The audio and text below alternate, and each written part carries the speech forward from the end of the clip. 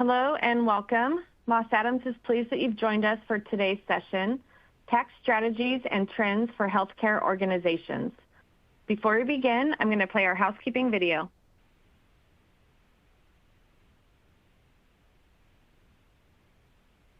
Welcome, and thanks for joining. We're pleased to present our continuing professional education webcast series. Before we begin, please keep the following in mind. You can customize how you view our presentation and interact with the presenter. For better viewing, close all other applications and turn up your speaker volume. You can adjust window size and placement or enter full screen mode using the controls at the top right of the window or dragging the bottom right-hand corner to resize. At the bottom of your screen, you'll see a series of icons that relate to a different aspect of our session.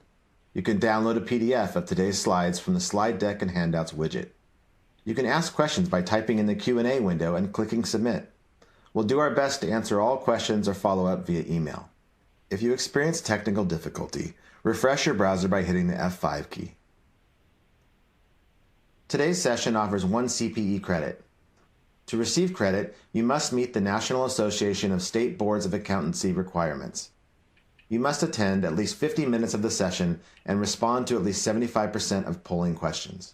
To participate in the polls, please check the button next to your answer within the slide window and click Submit. We'll track your progress and alert you when you've earned CPE credit. You can then click the certificate icon in the CPE Progress widget and download your CPE certificate. Don't worry if you can't download your CPE certificate today. We'll email you a copy in 2 weeks. If attending this webcast in a group, you must complete our Group CPE attendance sheet, available in our Slide Deck and Handouts widget to receive credit. Please have all group members sign it and send only 1 sheet per group. CPE credit can only be awarded to participants registered as themselves and isn't available for participants who view the on-demand version. This presentation is not legal, investment, or accounting advice. We encourage you to seek the counsel of a professional service provider to apply this content to your specific circumstances.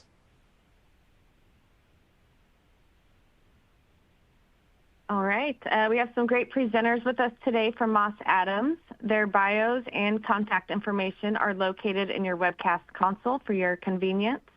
And to get us started, I'm going to hand it over to Chris Bell, Partner and National Practice Leader of Medical Groups and Physicians here at Moss Adams. Chris? Thank you, Amy. It's a pleasure to be with everyone today. We have been talking and planning for this webcast for several months, so it's exciting to see it get off the ground.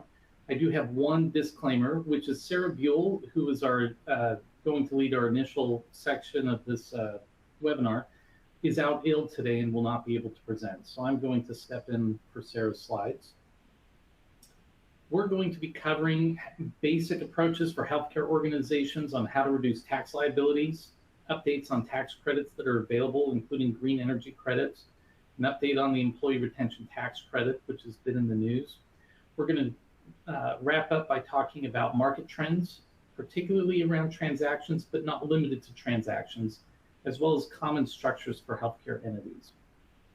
So for our initial section on reducing tax liabilities, we're going to focus on tax depreciation opportunities, research and development expensing, 1031 or tax deferred exchanges for real estate, pass-through entity tax elections, qualified small business stock, and some of the estate and gift lifetime exemptions that are going away in just a couple of years. We want to make sure people are aware of those issues. These are common planning areas that come about when we're meeting with a prospective client for the first time. These are on our checklist, so to speak, of areas that we like to cover. The first one has to do with cost segregation. So what typically happens is organizations acquire expensive real estate or have expensive leasehold improvements. Those get capitalized for tax purposes and depreciated over a very long period of time. What a cost segregation study will do is it will have somebody who comes in both with an accounting background, but is very familiar at looking at things from a construction and engineering perspective or an architect's perspective, and breaking out all the different components of the project. As they break out the different components, they break them into pieces that can be depreciated over a much faster period of time. So you're accelerating the depreciation deductions by doing this. The great thing about cost segregation studies is they can be done after the fact. So you can do a cost segregation study for a building or a leasehold improvement project that was placed in service years ago, and you're going to be able to have that study, and then you're going to be able to take a large one-time depreciation deduction in the current year. And so this can be very powerful. There is a cost-benefit ratio that you have to consider here. Not all projects are large enough to justify the cost to have somebody come in and do this analysis. Typically, when we're looking at a freestanding structure, we're looking at $1 million in of depreciable basis in the building, or leasehold improvements of at least $300,000. But this can make a dramatic difference on a tax plan or a tax return filing for a healthcare organization. With that, we have our first polling question. We want to make sure everybody gets CPE credit. Amy, do you want to lead this polling question? Sure, thank you, Chris. So the first polling question is, would your company potentially benefit from a cost segregation study? And your options are yes, we had a 2023 or anticipate having a 2024, new construction, remodel, expansion, tenant improvement, or property acquisition. B, maybe, we might need a look-back study to prior year projects. C, both A and B. A D, no, the company cannot benefit from accelerated depreciation and or has no projects with depreciable basis of at least $1 million or leasehold improvements of greater than $300,000. Or E, not applicable or not sure. And for those of you that have not found the polling question yet, they are located right on the slides that we're presenting. So if you can't see it, you may need to hit the F5 key, refresh your console. And then make sure to hit that submit button so that it tracks your response.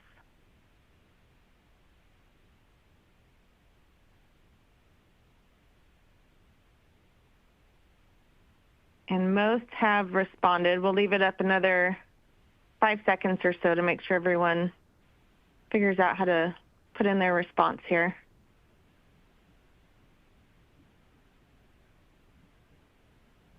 All right, Chris, here are the results. Thank you, Amy. So we have about 41% in the lead who aren't sure. We'd love to talk with you and just brainstorm around what activities you may or may not have had that might apply. We have a few that definitely need them. Good to know. Let's move to our next slide. When we talk about tax planning, a lot of it tends to focus around depreciation. We want to focus on some current rules to take advantage of and a proposed tax bill that will have a significant impact on healthcare organizations in the US. So currently, bonus depreciation, this is depreciation on assets where you can write off your entire investment in the asset in the first year that you acquire it under the old rules. Right now, we're seeing bonus depreciation going down. This is under the Tax Cuts and Jobs Act. Starting in 2023, we could only write off 80% of an asset using bonus depreciation. 2024, it's 60%. 2025, it's 40%, and so on until you get down to 0% in 2027. So we also can take what's called Section 179, where we can take assets and again write them off. Well, we can do that on the first $1.16 million of assets that are eligible. But if we have placed more than $2.89 million of assets into service in that year, then we'll see that phased out until where we won't get any Section 179 deductions. The reason why these two are brought up, and it's really important, is because if under the current tax rules, if you know that you can take more depreciation now versus in a following year, then there's a tax advantage to be had. If you're looking at adding some fixed assets to having those placed in service before the end of the current year, because in the following year, it will be harder to take all the depreciation deductions as quickly as you normally would. So that's an incentive. Now, there's a limit to that. You can only do that up to a certain, you would only want to do that up to a certain extent. So you would want to do this with assets you were going to purchase anyways, and maybe you're moving forward your purchase date by a few months, but for business reasons, you wouldn't want to do this by pulling forward the next 5 years worth of equipment purchases all at once. That wouldn't make good business sense. But from a tax perspective, if you were going to buy these items anyways, it's helpful to accelerate it. Now, currently, there's a proposed tax bill. We'll get into this a little bit more, but it's bipartisan. It's now passed the House. It's in the Senate. We'll see if it's able to get sufficient support in the Senate. But one of the provisions of that bill would extend 100% bonus depreciation through 2023, 2024, and 2025. So this would be a major impact for taxpayers. It would also increase the Section 179 limitation a little bit. Section 174 has to do with research and development expenses. So historically, organizations could take the money that they spend on research and development and simply expense it as they spend the money. Well, under the Tax Cuts and Jobs Act, they implemented a new system where you had to capitalize your research and development expenses, and typically you would depreciate them or amortize them over 5 years if they were for research that was being done domestically in the United States, or 15 years if the research was being done outside of the United States. This law went into effect for tax years beginning effectively January 1 of 2022 or later. We saw a lot of taxpayers who were negatively impacted, and significantly, the impact was significant for having this provision in there. Well, there's a proposed tax bill that would delay the implementation of this research and development expenditure capitalization until 2026. So it doesn't solve the problem, but it delays the problem. Congress is very good at that. And so by doing this, it will help taxpayers to save money in the short run. If your organization is impacted by this, it's definitely worth a call to your local congressman or senator, because that's where the legislation is now, for your state to ask them to support it. And like I said, it does have broad bipartisan support. This is an area on tax-deferred exchanges for real estate that we frequently get questions about after the transaction is done. And there's a bold and italicized note in the bottom right corner of the slide. This is a strategy that only works if you've planned for it in advance. So before you sell real estate, you do have the option to take that real estate and effectively trade it for other real estate that you're going to use in a similar way. And when you do that, it's called the Section 1031 exchange. But the key issue is that the cash from the first sale can never come to the taxpayer. So it has to be held in a special escrow account. There are agents who specialize in these kind of 1031 exchanges. So from the time you sell your first property, you have a certain number of days to identify the next property that you want to acquire. And then you have a certain amount of time to then close on that property. And over that time frame, you won't be taxed on the gain from the sale of your first property, as long as you never receive the cash and use all the proceeds of the first sale and put it into the next property. This is a very powerful tax deferral strategy, but it only works if you plan for it in advance. Pass-through entity tax elections, functionally this applies to flow-through entities. Think of any entity that would have a K-1, like an S corporation or a partnership. They tend to favor entities that are closely held or privately held businesses. And what they do is they allow these businesses to pay state income tax on behalf of their owners. So it's like a tax distribution.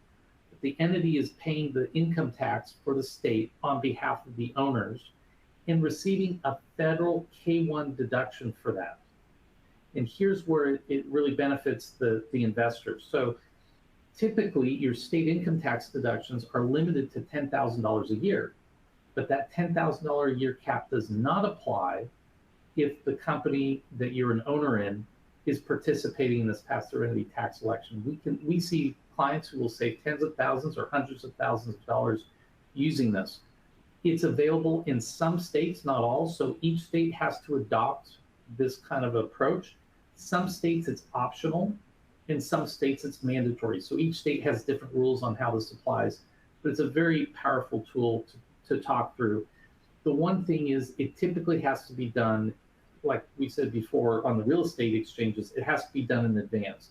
So you can't conclude the year, look back, see how the year went, realize there's a lot of taxable income, and then make these elections and have it work out ideally for your company. In most situations, you have to make the election in advance. The company has to have been making payments to the state on your behalf or on behalf of the owners in advance during the year, not after the year is concluded. So it's a very powerful tax strategy. We move on to the qualified small business stock exemption. This is often overlooked for healthcare, and that's why we want to bring it up in this context. It only applies to C corporations. It applies for the original issuance of stock. So when a C corporation is first created and it first issues stock, those initial founders are the ones who benefit from this. They can disregard or exempt from income tax significant portions of a future gain on the sale of their stock. So if they think that they're going to take the company public, or they're going to sell to venture capital or private equity, they can exempt significant portion of that sale from tax at all, at least federal tax, if they meet these requirements. However, it does not apply to healthcare organizations. Now, this is why I bring this up. Even though it doesn't apply to healthcare organizations, it's very common for there to be a management company, which technically is only providing management services, which is separate from the professional corporation, which is providing healthcare services, all within a group of related entities. And so when you're in that situation, the management company may be eligible for this qualified small business stock, and the tax benefit could be millions and millions of dollars. And so we want to make sure that people are at least thinking through this issue. Typically, if you think you might be eligible, you would have a study done to document how you meet the qualifications, and you have to look at how the company operated quarter by quarter for the first 5 years. You have to have held the stock for at least 5 years before you sell in order to receive this. The challenge is if you're coming up on a sale, in the near term, this isn't something you can just do because you have to plan for this long in advance. So it's worth bringing up early, as far in advance of the potential sale as possible, so that if the company needs to restructure so that part of it might be eligible for qualified small business stock, it can do so. I'm going to end with this, which is sunsetting gift and estate tax exemptions. Currently, there is a little shy of $7 million per person, or a little over $13 million per married couple, that is exempt either for over your lifetime. It's an exemption from the money you either gift over the course of your lifetime, or when you pass away, it's the exemption that's present to offset whatever income would be subject to the estate tax. Currently, that sunsets in 2026, and it reduces to almost half of where it currently stands. It reduces to $7.5 million per individual and $14.5 million per married couple. Now is an opportunity to take advantage of the higher lifetime exemption limits and maximize how much you put into your trust or through gifting before those limits are reduced. And with that, I'm going to turn it over to Ben to discuss credits. Thanks, Chris. So I'm going to talk a little bit about, I'm going to start the conversation with the new market tax credits, and specifically how new market tax credit financing might benefit healthcare organizations. And this is a financing tool. I could probably give an hour presentation just on the new market tax credit financing. So I've tried to distill this down into just a couple of quick slides that if it's something that applies to you, is definitely worth exploring and seeing if it would benefit you into the future. So in general, the new market tax credit is designed to spur investments in traditionally underserved and low-income communities. And the process by which it's utilized is that a new market tax credit investor, typically a large financial institution, will invest or make an equity investment into the low-income community that flows down to projects in the form of low interest rate loans. And then at the end of the 7-year compliance period, the reason that this benefit is so powerful and is so productive for healthcare organizations to try to take advantage of is at the end of the 7-year compliance period, that investor steps out of the structure and leaves whatever equity remains to the benefit of the healthcare organization. And so if you look in the middle there, there's a box that says the estimated net benefit from a sample $10 million transaction. That net benefit can be in the range of about 15 to 20% of the total allocation amount. And so after you strip off fees and expenses, these are not cheap structures, but they do provide a substantial benefit. You are left with approximately 15 to 20% of that new market allocation that is retained by the project. It's not money that comes to you, but it's money that you didn't have to spend for your project. And I'll show an example of that on the next slide. It's a very flexible financing tool. It can be used for new or rehab construction. That's the traditional model. It can also be used for equipment installation and maybe even working capital in the right situations. The key is that you must provide a tangible community benefit, and healthcare organizations obviously usually tick that box quite easily. The project also has to be located in or serve a low-income community with an emphasis on severely distressed communities. So if you meet all of these requirements, it's something that you should definitely should think about exploring further to see if new market tax credit financing might be a way for your organization to help pay for some of the expenses that you might be undertaking in a new capital expenditure program. This is just a quick example of what it might look like for a $10 million expansion for a healthcare organization that is either expanding or relocating or doing something that is improving the benefit to the low-income community.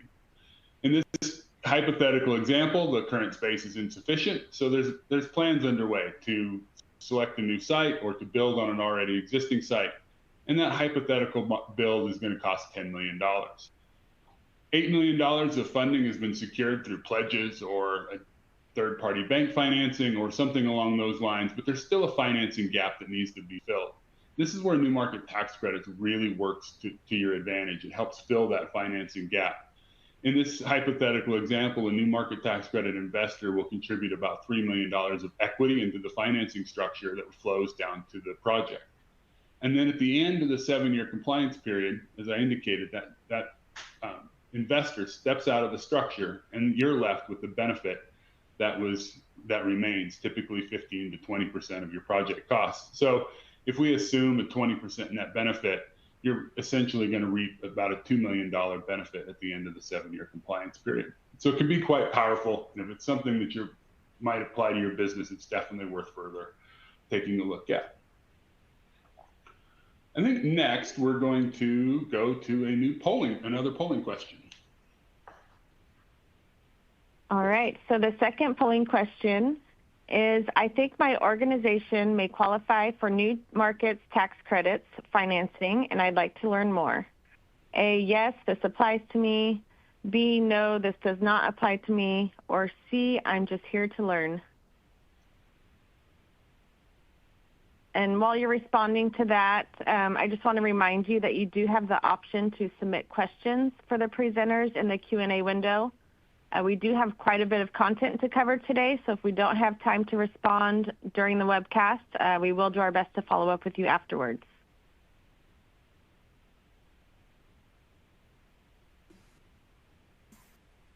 And I see some of you putting your response in the Q&A window. You will need to select your answer on the slide and hit the submit button.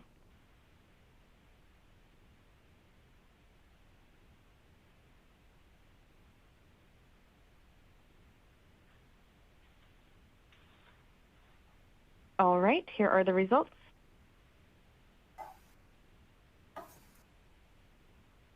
So for the majority, it looks like it doesn't apply, or you're just here to learn, which is not surprising. But for those of you that it might apply for, it's definitely worth further discussion, as we indicated. I think next we're going to switch to the green energy opportunities. I think, Craig, you're going to start us off. And hopefully this is a learning opportunity for people that are on this webcast.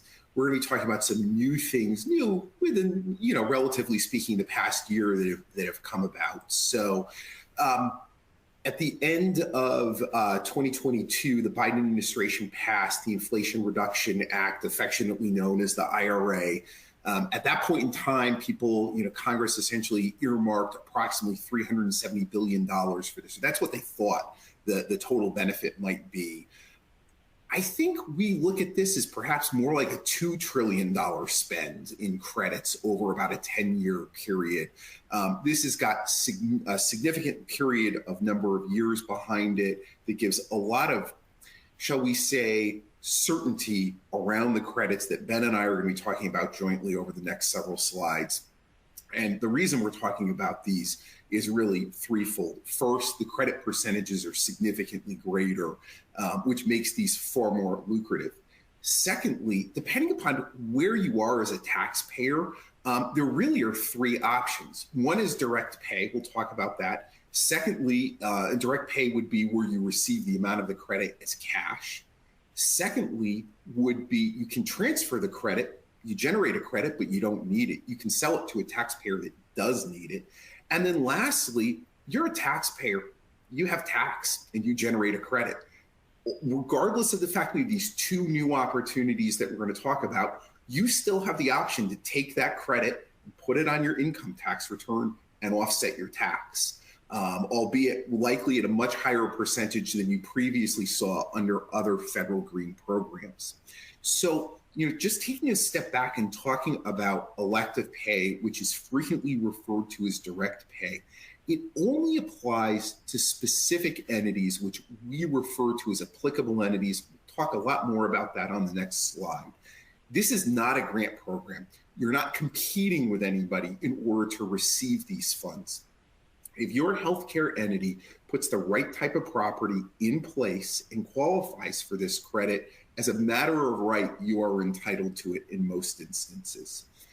And the second side of this is you're not an eligible entity, but you generate a credit that you don't need. You're, for whatever reason, either not paying tax or you don't necessarily, you are able to offset your tax under other methods. Well, there's an opportunity for you to take that benefit that otherwise would sit as a tax asset for you and sell it on a market to another taxpayer that would take it and put it on their return, and you can receive the proceeds from that sale tax-free. So that's a really exciting opportunity. So if we just go to the next slide, who are applicable entities? And these are the entities that are going to be able to receive essentially dollar for dollar the amount of the credit they receive, not as credit on a tax return that is not of value to them, but as cash from the federal government. So what we're looking at, tax exempt entities, states or political subdivisions, the TVA, tribes, Alaskan Native corporations, rural co-ops. Those are the entities we're talking about. And for most of the people on this webcast, we're talking about tax exempt entities or some type of political subdivision of the state. There are three programs that are just worth noting that are out there that regardless who you are, what type of taxpayer you are, if you engage in these qualified activities, those credits are eligible for direct pay. That would be credit for hydrogen fuel, for carbon capture or sequestration, or for advanced manufacturing. My guess is most of these credits are not ones that would likely be programs that most of this audience would participate in, but we wanted to share that information just for completeness so you have the total picture of what's available. And with that, I'm going to turn it over to my colleague, Ben, who's going to walk through some of these programs and explain what you may be more interested in than you realize. Exactly. Thanks, Craig. So we're seeing a lot of interest in either the direct pay or the transferable route that Craig explained. And as we're talking to our clients, some of the ones that we really see come up kind of most often, so to speak, are the alternative fuel vehicle refueling, and that is EV chargers, for example. So if you're at a hospital and you're going to put in EV charging stations, if your location qualifies, this may be an opportunity for up to $100,000 in credit related to the installation of those chargers. And we'll talk about some of these credit enhancements that exist here, but on the next slide. So I'm going to kind of skip over that a little bit. The next one that we're seeing a lot of traction on is qualified commercial clean vehicles. And this is not a transferable credit, but it is something that if you're looking at putting in, maybe changing over your fleet over time with electric vehicles of some kind, then it may be that you qualify for a credit. And if it's a car, for example, under 15,000 pounds, it's a $7,500 credit. But perhaps maybe you're looking at something, a larger piece of equipment like a bus or something along those lines that can qualify for up to $40,000 in credit. And that is eligible for direct pay. So even not-for-profit entities can take advantage of that credit. The other one that you typically think of is solar, the investment tax credit. If you invest in and put solar on a rooftop, you will generate a credit that is associated with that. And that's eligible for direct pay or transfer, either one. And so those are the main ones that we're seeing. A couple of the others that we hear about are the production tax credit, whereby maybe you're looking to put in something and that requires a sale to a third party. So it's typically maybe not as applicable to this group, but it is something to keep in mind should you actually go down that road.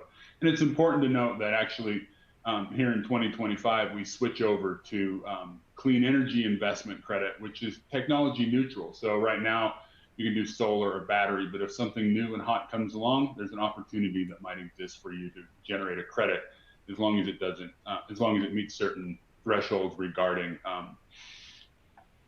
renewable energy and the reduction of carbon emissions. So I talked about these enhancements. So the credit percentage is actually at a base credit. This is on the investment tax credit. So let's use an example of your solar installation on a rooftop solar. The base credit is 6%. Now, none of us are probably going to get too excited about a 6% credit, but that actually can get multiplied by 5 times if you meet what's called prevailing wage and apprenticeship, or you're just paying prevailing wage. You might be familiar with this if you're a public entity and had to comply with the Davis-Bacon rules and regulations. And so that can be a 5 times multiplier, but there's also an important exemption for smaller projects that are under 1 megawatt. If you're under 1 megawatt in size, you automatically qualify for this 30% this 30% credit. So that is something that is quite substantial. And I always try to think of this visually. Well, what's a megawatt? How big is that? And generally, I think of it about 6 to 8 acres of solar panels. So if you're putting a large carport structures in and putting solar on top of that, you may be bumping up against 1 megawatt. But a lot of your rooftop solar that you might be considering would be under a megawatt in size. The next enhancement is domestic content. That can be an additional 10% if you buy USA. That's essentially your steel and iron components going into the solar system. It's also important to note that for for applicable entities that are eligible for direct pay, starting here in 2024, you need to either meet domestic content requirements or qualify for an exemption, meaning that you can't source things that are domestically produced, or it's going to increase your cost to such a degree. And it's something that you will want to explore to make sure you're meeting or domestic content or those exceptions. The next is an energy community. If you're located in what is an energy community, there's a mapping tool that basically lays this out. It's it's based on coal-fired power plants being taken out of service in your census tract or adjoining census tract, or maybe just the employment ratio as it relates to typical energy production and the unemployment rate. So it's something that you can just pull up on a map and take a look at as to whether or not you qualify.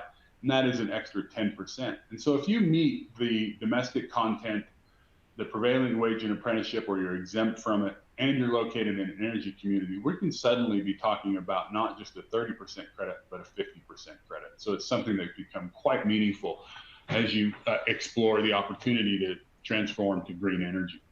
The last two are the only exceptions that we have where Craig said this is not a grant program. You don't have to apply for these credits. These last two, you do actually have to make an application for, and they are the environmental justice allocation. So if you're benefiting a low-income community, or you're on tribal land, or just located within that low-income community, you can apply for that additional 10 or even 20% benefit. If you were to be that unicorn project that qualifies for each and every one of these different examples that we list here, multipliers, you can get up to a 70% credit based on the installation of your energy property. So it can be quite substantial. Craig, I think I'm going to transfer it over to you to talk about the direct pay process. Sure. So listened to me, you've listened to Ben, you say this is the best thing ever. How do we apply for direct pay? Because we believe we're eligible. And let's talk about what that means. What we're talking about is a project that was placed in service between January 1 of 2023 and December 31st of 2023. I'm using these dates exclusively for purposes of an example for where we are on a calendar. So remember, this program has a 10-year life. So when I say this as it relates to 2023, the same thing would happen for something that was placed in service between 1/1/24 and 12/31/24. But the events that then matter happen in the following year. So something that goes in service 1/1/23 to 12/31/23, we're now talking about what happens in 2024. So what you want to do is, the first question is, can you qualify for this credit? Can we generate a credit? What we need to do is determine whether or not the project, we can validate whether or not it meets the requirements. And as Ben had indicated, those different program components, the bonus credits, prevailing wage, domestic content, that is where all of that work then happens. We validate project costs to determine what the cost of the project would be. And the project critically has to be placed in service. And we would want to see it placed in service in the prior calendar year. Then what happens is the project has to be registered. Projects that are going to be eligible for direct pay have to receive a registration number from the IRS. The IRS provided guidance for this process several months ago. They're suggesting that a taxpayer wants to give at least 4 months for the IRS to be able to review the information that is provided through their online portal. At the end of all of this, a taxpayer is going to get a unique registration number that they have to have, which goes on an originally filed return. So again, we're talking about 1/1/23 to 12/23. 12/31/23. This return is being filed in calendar 2024. So we need the registration number sometime in 2024 in order to include it on the tax return. The IRS is doing this to ensure that they do not receive multiple requests to fund through direct pay the same project. That way they're able to keep each project separately annotated. For some taxpayers, you may say, well, we don't necessarily file taxes. We've never done that before. So what's our tax year? And we can assist with that in order to determine, based on your accounting period, what that would be. The return that this credit would then be filed on to make it eligible for direct pay would be a 990T. The critical factor of all of this is you have to claim this credit for direct pay on an originally filed return. You are not able to go back in time and retroactively claim it. So it's critically important that something that was done in 2023 is claimed in calendar year 24 on that return. What we're not clear about is, after the 990T is filed, how long it will take for the IRS to provide a check related to the project expenses that qualify to generate the credit. But what we do know is, once you receive that cash, you can utilize it for whatever needs the healthcare organization that you represent has. So this is a potentially really powerful additional opportunity to add cash back into the organization. With that, I'll turn it over to Ben to talk about transfer. Yeah, so I'm going to cover quickly the process that we typically see for the credit transfer process, and it relates to both the buyer and to the seller. So if you have a tax liability that you would like to offset through the purchase of credits through the Inflation Reduction Act, this is some of the consideration that you want to think through as you're working through that process and seeing if this is something that can benefit you or not. The first thing is obviously to determine your eligibility. We're seeing the most flexibility here and the most applicability to C corps, and so because the passive activity rules and the credit do not, or the credit only offsets passive activity as opposed to income that is active. So if you only have active income, it's something that unfortunately unless you're a C corp, this credit may not apply to you. Additionally, there is a 75% limitation that can apply. So if you would take your total tax liability and multiply it times 75% to determine how much you could offset with credits. And then you need to think through whether or not this is a one-time purchase. Maybe it's a large taxable event happened in 2020 in a certain year like 2024, or is it an annual need that you sort of want to offset each year as you go forward? And so that then allows you to evaluate the credit opportunities that exist, whether or not it's an investment tax credit or a production tax credit. There's differences in price and payment terms and various things that go into evaluating those credit opportunities. And then once you sort of identify how you'd like to proceed, you need to identify a seller of the credits. And then through that, you're going to want to verify and validate those same enhancements. You're going to want to make sure that the credit was generated in the year that you need it to be generated in. There's some differences if you're a fiscal year payer as to when maybe some of that credit is actually a credit to you and what year that is. And then whether or not there's insurance, a guarantee, or other protection against recapture of that credit. And then you're going to move to an execution of a letter of interest and finally a purchase and sale agreement. Once you've actually purchased the credit, you then are going to look to claim the credit. So you're going to have to claim the credit on the applicable tax return. You're going to file a Form 3800, and you're going to need to include that registration number. It's the same process that Craig went through in talking about the registration for direct pay. If a credit is going to be transferred, we also have to register that credit and make sure that that registration number is included, and also include a transfer election statement. All of these things are generated out of the process of transferring the credit. I must have skipped this slide. I'm going to go back one slide to the seller. I'm sorry.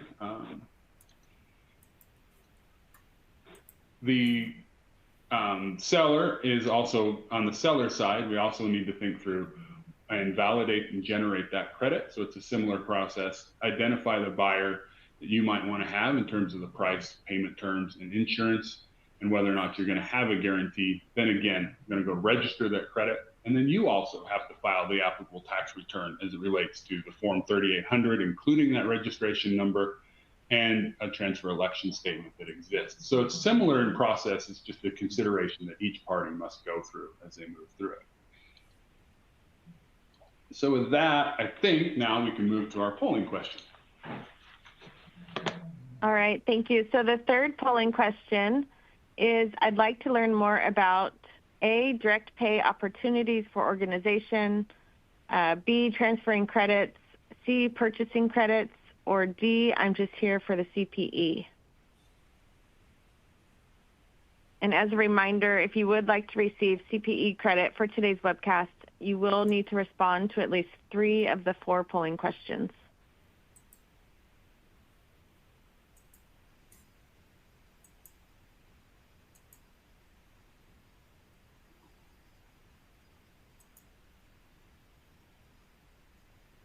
All right, this one's moving pretty quickly, so we'll just give it 5 more seconds.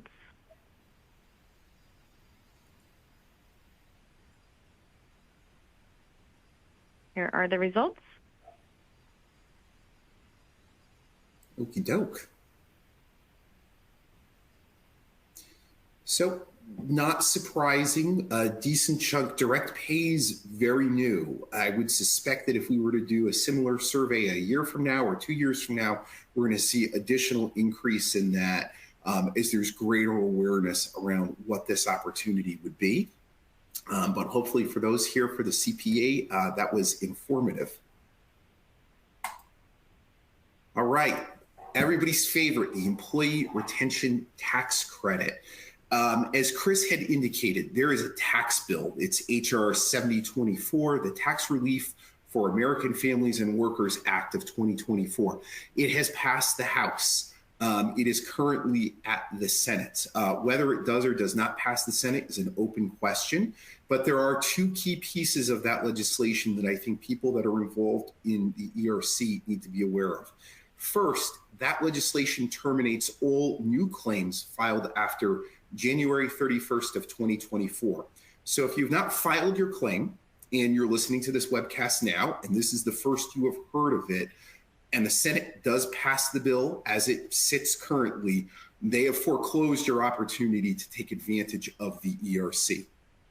The second item that is important to note is the IRS, or excuse me, the bill potentially extends the statute of limitations for all ERC claims to 6 years.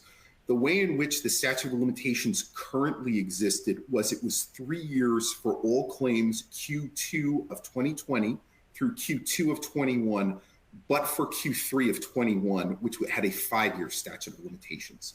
So potentially anyone who filed is looking at a 6-year statute of limitations. So we'll see how the legislation does or does not pass at this point in time. I believe the Senate is in session potentially through the 15th of February and then goes on recess. So hopefully we'll have some direction in the next couple of weeks. So that said, you filed your claim, you're happy with it, there's probably not much more to be done. But in the event you look at your claim and you say, wow, we do not necessarily believe that the methodology that was used for our claim works, and we don't want to be stuck with this on audit, there's probably 2 choices that you have remaining. And it depends on whether or not you've been paid. The first one, if you have not been paid, you can file a voluntary withdrawal of your claim, and you fax that into the IRS. It's a relatively straightforward process. But that's only if you have not been paid. If you have been paid, what you have as an option at this point, and it is only until March 22nd of 2024, after which this option is withdrawn, is you can pursue the voluntary disclosure program. Through this process, you can you pay back your ERC, but you're able to keep 20% of it. The IRS is likely going to ask you for a variety of pieces of information, including who was the provider that told you to file this and how did they tell you to file it? And you will have to join in a closing agreement and sign a document with the IRS. That appears to be for taxpayers that have received funds, but now are looking back at their claim and questioning whether or not they should have actually filed it and received the money, the cleanest and best option to date available. But again, today's February 6th, that opportunity will expire on March 22nd of 2024. So evaluating whether or not you want to proceed with a voluntary disclosure program is something that you ought to consider in the short term before that window closes. And with that, we have a polling question. I will turn it over to Amy. All right, thank you. So the last polling question is, would you like to learn more about our Moss Adams 2024 Executive Healthcare Conference? Your options are yay, yes, or no, not at this time. Maybe I said yay because it's a fun conference. And while you're responding, if you would like a copy of today's slides, you can download them now from the folder that says slide deck and handouts. And then we're also sending them around via email tomorrow, along with a recording of this webcast.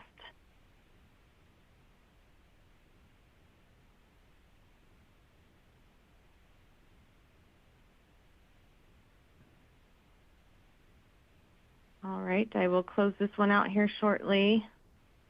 Make sure to hit submit.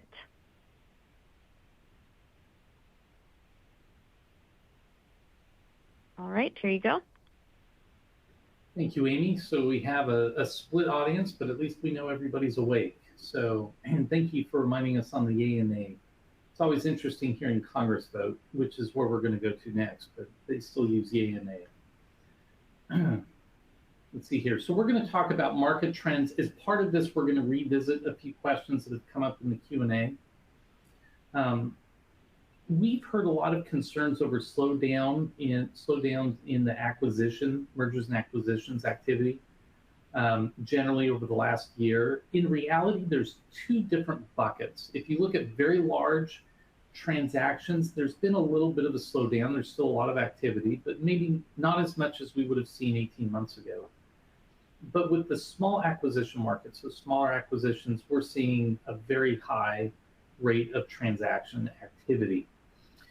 We are hearing from both sides, both buyers and sellers, that there's a disconnect right now on what the multiplier should be of EBITDA for determining the pricing or the valuation of companies that are being sold. So the sellers are often referencing what multiples might have looked like 12 months ago when the cost of capital was lower as interest rates were lower and there was a little bit more activity. And buyers are coming down on the multiplier that they're willing to pay when they're valuing these businesses. So this is creating some conflict. In this, we heard this quite a bit at the JPM conference in San Francisco in January. And we expect that to continue to be in the area that's a little bit challenging, where the two sides, they'll always be a little out of step with each other, but the differences are quite stark at the moment. We're seeing a lot of issues coming up around tax structuring. So typically, the most common model is to have a management services organization and a professional corporation model. And that is what it will typically look like post-transaction if you have an institutional investor like venture capital or private equity. Whether that MSO is a limited liability company taxed as a partnership or whether it's a C corporation really depends on who the buyer is. But right now what we're seeing is after these companies are acquired, a buyer may have, particularly if it's venture capital backed, may have a series of C corporations where there's one MSO as a C corporation and a series of professional corporations that are owned by individual providers like physicians.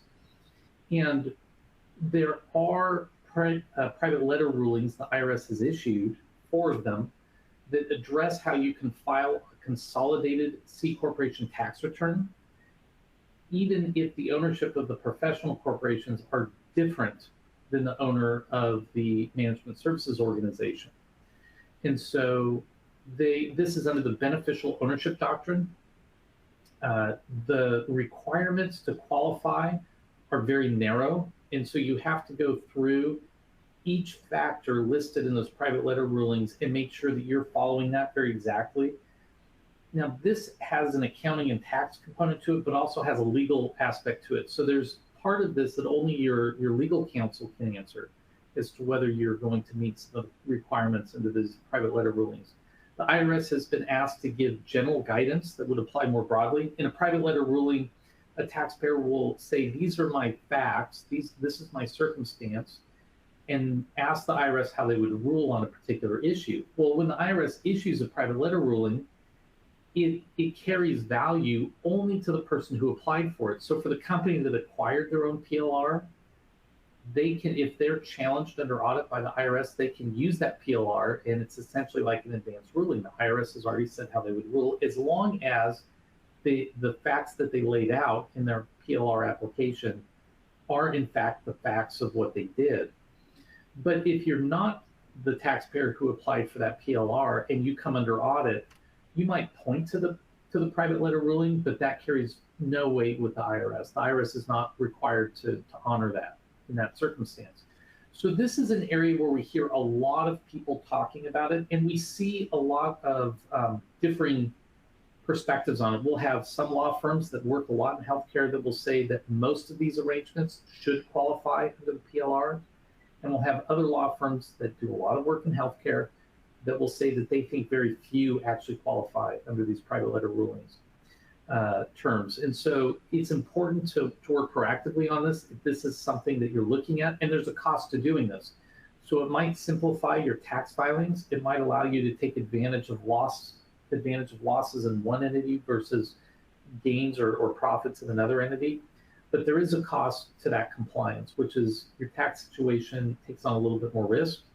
And because you have to document quite a bit more to show that you would qualify, there will be higher costs associated with those returns. One more area that we're seeing a lot of questions around that I just want to highlight is we're seeing a lot of questions come about either immediately before a transaction, just months before the transaction closes, or after a transaction is closed. Questions about how the tax structuring should have been, or a tax analysis of how the transaction actually went. And this is often very inefficient because it doesn't give you room to negotiate. You know, you're looking at what the outcome will be, but now the transaction has passed or it's so close to closing, it's difficult to change significant terms. And so it puts the taxpayers in a bad position. We encourage everybody to reach out early if you're even thinking about potentially doing a transaction about the tax structuring, because the difference can be tens of millions of dollars. Regulatory trends. We are seeing states start to regulate institutional investments into healthcare. We're going to use one example up here, which is the California OCA process. That's the Office of California Healthcare Affordability. I think there for a moment. For transactions beginning in March of 2024, the buyer and the seller have to submit detailed information about both sides and the transaction structure to the OCA department in California, and they have to pay a fee so that OCA can afford to pay for consultants to do a study on what the impact of the transaction would be on affordability of healthcare in California. That slows down investments in healthcare potentially, certainly from institutional investors. We also have the Corporate Transparency Act reporting requirements. This applies, it's under FinCEN, so it's under the Department of Treasury. You have to go online. You have to report beneficial ownership. So it's direct ownership, but also individuals who may control a company indirectly. The interesting thing here is this is not done just for your largest companies. It's the opposite. It's done for your smallest companies. For companies that were created prior to 2024, you have until the very beginning of 2025 to do this reporting. For companies that are created in 24, you have 90 calendar days from the date that the company is created to report with FinCEN this information. So if you go online and you look at Department of Treasury and you look under their FinCEN or look at beneficial ownership information reporting, you'll find the information there. We've talked a little bit about the emerging legislation. I just want to focus on one area that John asked in the Q&A, which is that if you are subject to the research and development, Section 174 capitalization, and they changed this legislation retroactive to 2022, which is currently how the law is written, then do you have to amend your 22 return to claim to take the benefit of that retroactively?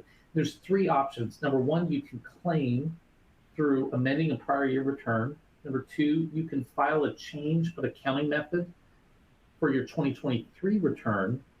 And if you do that, you can either take all of the benefit of the retroactive claim, you can take it all in 2023, or you could split it between 2023 and 2024. So currently, those are the three different options that you have, and it would be a good area to reach out and talk to your CPA about. Informational reporting has always been a little bit of a challenge. It's just tedious. They're talking about increasing the threshold for 1099 reporting from $600 to $1,000. One last thing before I turn it over. We're also seeing enforcement and congressional oversight over tax-exempt status for hospitals and health systems, specifically looking at the community benefit and 501R requirements. This gets looked at every 3 years, regardless, for health systems and hospitals. But the organization or Congress is wanting to see the value of the tax-exempt status to be limited to the extent that you're providing a clear community benefit. And so this is, the level of charity care that's being provided, financial assistance that's being provided. They look at your debt collection processes. And so they're also looking at your community needs assessment and how you're meeting those. So this is an area where we're seeing increasing oversight from the federal government, but we're also seeing states, specifically around hospitals and health systems, question tax-exempt status of healthcare organizations. And what they're really driving at is how well it correlates or doesn't correlate to a tax-exempt purpose. Craig, you just popped online. Is there a Q&A that you want to answer? One real quick clarification. The tax bill has not yet passed. Correct. 2020 ERC claims can still be filed up until 4/15/2024, and 21 claims can still be filed up until 4/15/2025. However, we have the tax bill in front of us that says they're going to kill them as of 1/31/24. We probably have a couple weeks where this bill may or may not pass. we're suggesting waiting until we see how that bill goes before people continue to invest time in the ERC. But statutorily, you're still eligible. Yes, and we're going to turn it over to Amy with the time that we have left to wrap up. All right. Yes, unfortunately, we are out of time, but thank you, Kristen and Craig, for a great presentation today. And to our audience, if you have further questions or comments, please reach out to us, and we would be happy to continue the conversation.